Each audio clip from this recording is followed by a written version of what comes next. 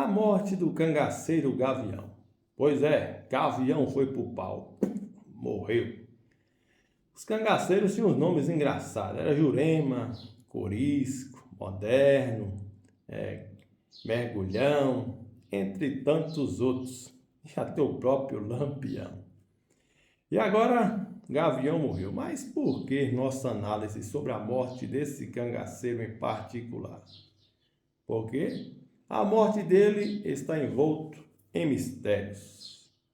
O ano é 1930, final de janeiro, e a notícia foi: o cangaceiro Gavião morreu. Mas devemos salientar: a última aparição de Lampião e seu bando foi no final de dezembro de 1929, em Mirandela e Tucano. De lá para cá, desapareceu. E as autoridades estavam temerosas, temendo por um ataque. Quando o Lampião demorava de aparecer, era sinal de coisa ruim. Estava todo mundo esperando um ataque de Lampião. Os jornais da capital estavam ávidos por notícia. O público se interessou pelo caso Lampião, os cangaceiros, e queriam porque queriam notícias. E aí, final de janeiro, surge a notícia da morte de Gavião. Naquele tempo, o Instituto de Medicina Legal Nina Rodrigues tinha interesse em analisar e investigar o caso da criminalidade. Eles olhavam a fisionomia, media rosto, pesava tudo para tentar colocar uma coisa, ligar uma coisa com a outra. Fisionomia com criminalidade. Era voga naquele tempo. Quando soube da morte, pediu para a polícia, alguma pessoa, ir lá buscar a cabeça do cangaceiro, que já tinha sido morto vários dias e estava enterrado. Quando arrancaram a cabeça do homem, já estava em decomposição. E aquele troféu macabro foi levado para Salvador, juntamente com aquele que se dizia ter matado o homem. E a história foi mais ou menos a seguinte: o cangaceiro contou, o cangaceiro não, o vaqueiro, que depois do ataque de Lampião a Queimadas, aí no final do ano de 29, Lampião pegou em um desse trecho aí e o fez de guia. Ele, sem outra opção, teve que guiar o bando de Lampião. E assim foram. Em certa parte, ficou para trás com o cangaceiro Gavião. E aí desentenderam, brigaram, o cangaceiro sacou do punhal da faca e partiu para cima do vaqueiro. O vaqueiro dominou e matou o cangaceiro. E aí é que surge. Mas essa história, na minha cabeça, ela não entra. Como o Lampião iria deixar um vaqueiro fugir depois de ter matado um dos seus homens? Lampião pega o homem de guia e deixa para trás juntamente com o cangaceiro sozinho. E depois de ter matado, como esse vaqueiro veio enterrar esse cangaceiro enquanto o bando de Lampião estava por perto? As coisas não batem. Mas em outro livro diz que Gavião brigou com outro cangaceiro. E aí veio a falecer. Foi enterrado e nesse inteirinho o vaqueiro viu a oportunidade de levar a fama de matador de cangaceiro. E assim o fez. Sem saber ele o risco que corria.